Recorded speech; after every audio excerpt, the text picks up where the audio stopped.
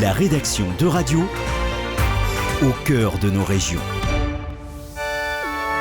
À Nantes, Berfine Topal de l'Académie Euradio. Nous sommes à transfert dans le remorqueur. Nous sommes dans la classe des CM1, CM2A. Mais que vient faire cette classe de CM1, CM2 à transfert ce mardi matin ?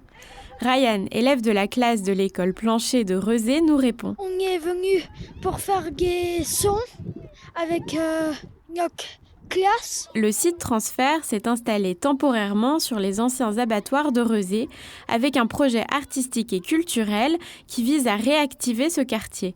Et l'atelier participatif de création sonore avec les écoles d'à côté est un exemple. Piloté par l'association Pick-up Production, en charge du site Transfert, l'idée c'est de ne pas limiter ce tiers-lieu à ce que l'on en voit, mais de valoriser ce qu'on y entend.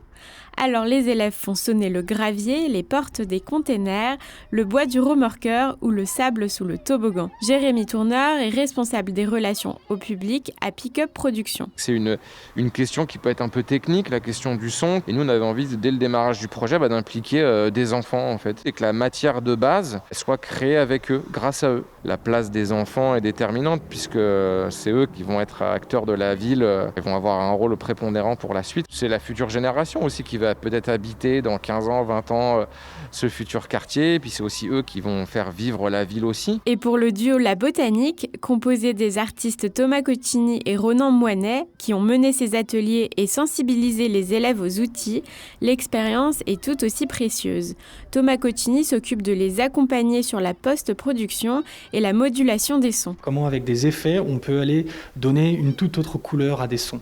Que ce soit un son caverneux, que ce soit un son effrayant, que ce soit un son brillant. Avec leurs oreilles d'enfants, ils nous proposent à écouter le site de transfert différemment. Et puis ce qui est aussi rigolo, c'est qu'ils ont un vrai imaginaire et ils vont nous repousser un peu dans nos retranchements pour aller essayer de faire sonner le site de transfert. Et pour faire profiter à tous de cette autre façon sonore d'expérimenter transfert, les enregistrements seront diffusés sur le site qui débute sa saison estivale dès le premier week-end de juillet. Les tiers-lieux se développent partout en Europe sur des modèles qui questionnent nos consommations, nos interactions et notre rapport à l'espace. Le centre Rock à Pula en Croatie, Poala Teas à Tallinn en Estonie ou encore Communitism à Athènes en Grèce.